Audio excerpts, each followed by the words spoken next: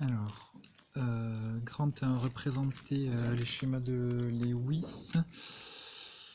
Donc bon là, c'est tout à savoir. Ok, H2O, il ne faut pas oublier que l'oxygène, il a toujours 2 doublés liants et 2 non liants.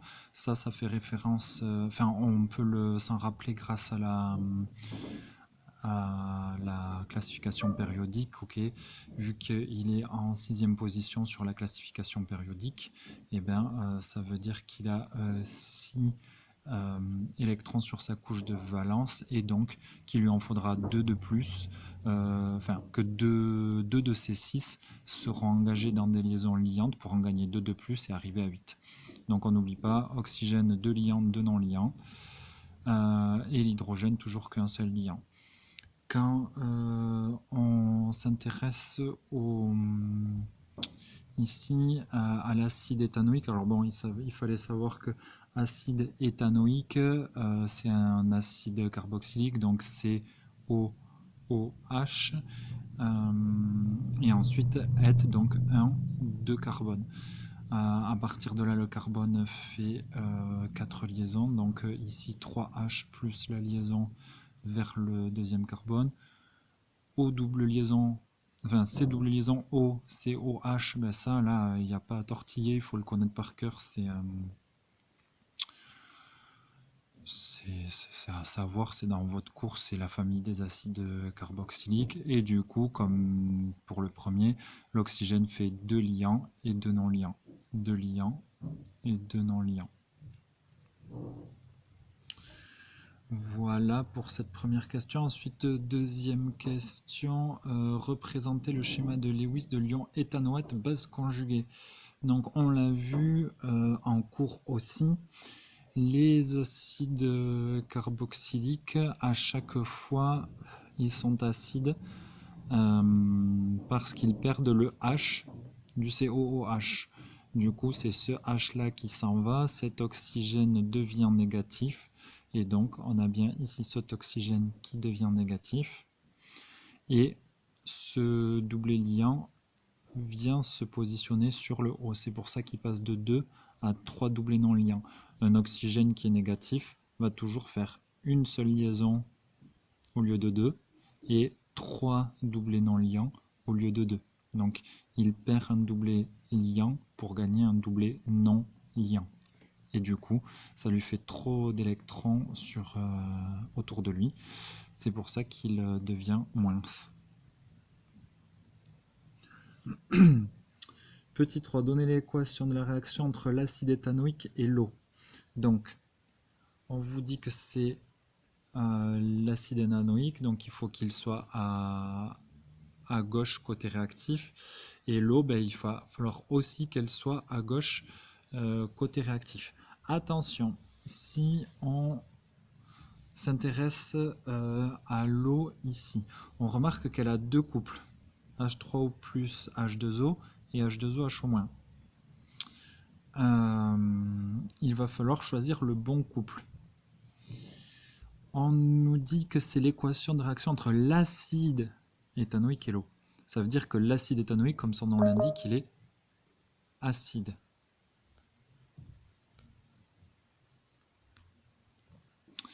Et du coup, vu qu'un acide réagit toujours avec une base, on va prendre le couple de l'eau où l'eau est en position de base, c'est-à-dire le couple de l'eau où l'eau est à droite du slash, donc ici.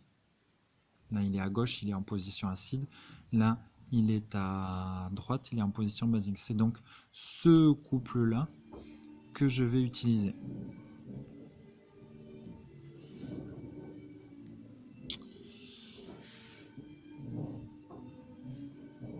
Du coup, j'obtiens CH3COH plus H2O qui va donner leur conjugué, donc la base conjuguée de CH3COH, CH3CO-, l'acide conjugué de H2O, H3O+. Et c'est bon, j'ai mon équation bilan. Bien sûr, on pouvait passer par les demi-équations si on n'est pas sûr, mais en tout cas sur votre copie, c'est ça qui doit apparaître, peu importe qu'il y ait ou non les demi-équations.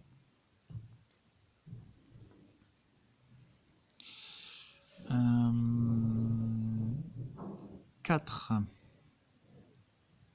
Comment évolue le pH du bouillon de légumes lors de l'ajout d'acide éthanoïque? Vous pouviez vous servir de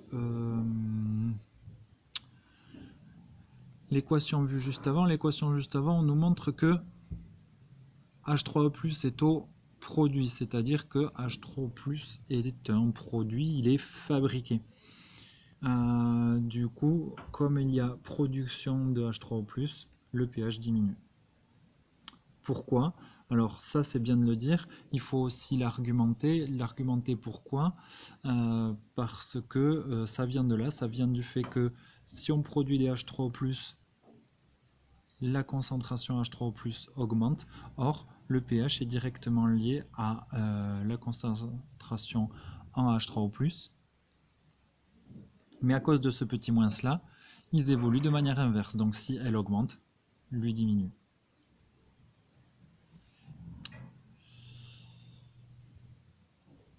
Question 5.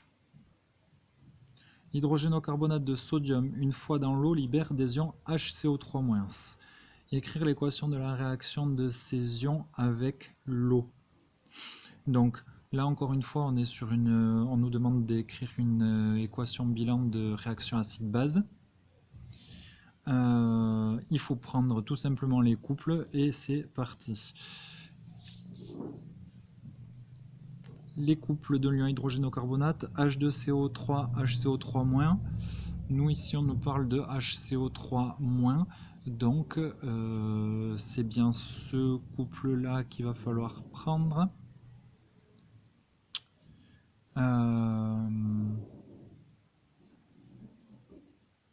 Oui. Donc c'est ce couple-là, pardon, qu'il faut prendre. HCO3-, c'est une base.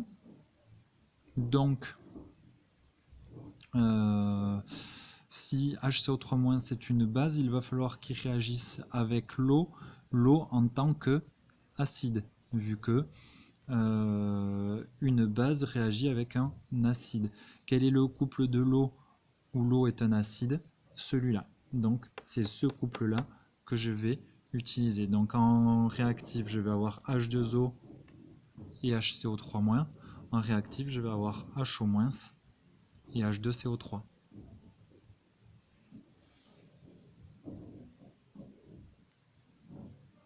HCO3- plus H2O donne H2CO3 plus HO-.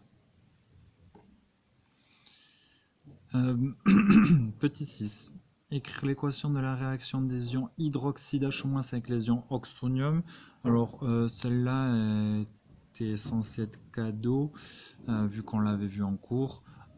Ce sont les deux couples de l'eau, HO- plus H3O+ donne 2H2O.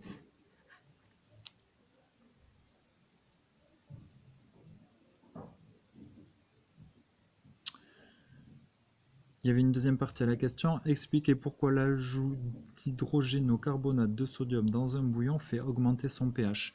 Ici, c'est tout l'inverse de la question 4. Mais il fallait mobiliser les deux questions d'avant. Dans la première, quand on a introduit HCO3-, on voit qu'on fabrique HO-. Les HO- fabriqués réagissent avec H3O+. S'ils réagissent, ça veut dire que H3O+ disparaît. Donc, ajouter des HCO3- fabrique des HO- qui à leur tour consomment des H3O+. Qui dit consommer dit concentration qui baisse. Et je me suis permis de ne pas la renoter, mais on aurait pu. S'il n'y avait pas eu la question 4, il aurait fallu absolument le renoter. pH égale 10 exposant moins H3O+, donc si la concentration en H3O+ diminue, le pH augmente. Septième et dernière question, là aussi c'était censé être une application directe du cours. On nous donne donc une solution d'hydrogène au carbonate de sodium de concentration C égale 5,10-2 mol par litre possède un pH 8,3, calculé à la concentration en ion oxonium. Attention, ne pas se faire perturber par cette concentration-là. vu que ça c'est clairement dit dans la phrase, c'est la concentration en hydrogénocarbonate de sodium. Lui ne fixe pas le pH. Le pH va être fixé par les H3O+, libérés ou consommés lors de l'introduction de cet hydrogénocarbonate de sodium. La seule info intéressante ici, c'était le pH de 8,3. Parce que si on nous demande concentration en ion oxonium, il faut de suite que dans votre tête, le lien se fasse concentration en ion oxonium, pH. J'applique ma formule. H3O+ égale 10 exposant moins pH, donc je remplace par la valeur du pH, et la calculette, si je fais 10 exposant moins 8,3, elle me donne 5, 10 puissance moins 9.